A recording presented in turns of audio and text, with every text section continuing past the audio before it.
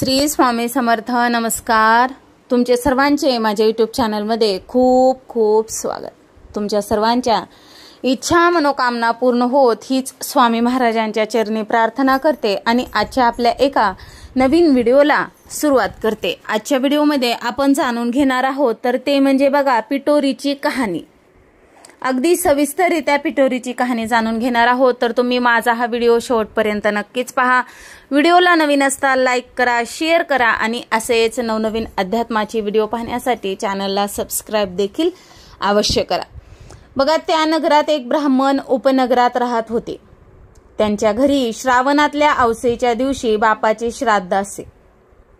ज्या दिवशी श्राद्ध त्या दिवशी सकाळपासूनच त्यांच्या सुनेचे पोट दुखू लागे व ब्राह्मण जेवायस बसण्याच्या वेळेस ती बाळंत होऊन पोर मरून जाई.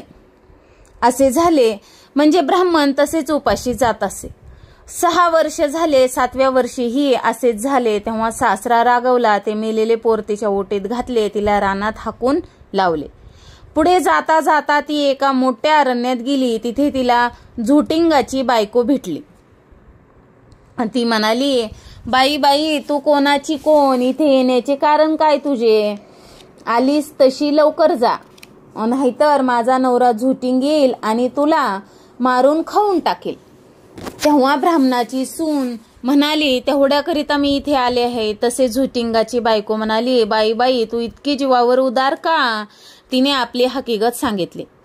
आता मला जगून तरी काय करायचं आहे असे म्हणून ती रडू लागली. तशी झुटिंगाची बायको तिला म्हणाली, बाई बाई, तू भिवू नको. अशीच थोडीशी पुढे जा. तिथे तुला एक शिवाचे लिंग दृष्टीस पडेल. बेलाचे झाड लागेल. तिथे एका झाडावर बसून राहा. रात्री नागकन्या देवकन्या साती आसराबरोबर घेऊन तिथे पूजेला येतील. पूजा झाल्यावर खीरपुरीचा नैवेद्य दाखवतील आणि अतिथी कोण आहे म्हणून विचारतील. असे विचारल्यावर मी आहे म्हणून म्हण. तुला पाहतील, कोण कुठची म्हणून चौकशी करतील. तेव्हा तू सगळे हकीकत त्यांना सांग. ब्राह्मणाच्या सुनेने बरे म्हटले. तिथून निघाली. पुढे गेली. तो एक बेलाचे झाड पाहिले.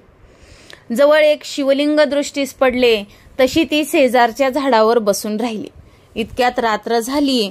तशी नागकन्या देवकन्या अप्सरांच्या स्वाऱ्या सुद्धा आल्या. त्यांनी शिवलिंगाची पूजा केली, नैवेद्य दाखविला आणि अतिथी कोण म्हणून विचारले.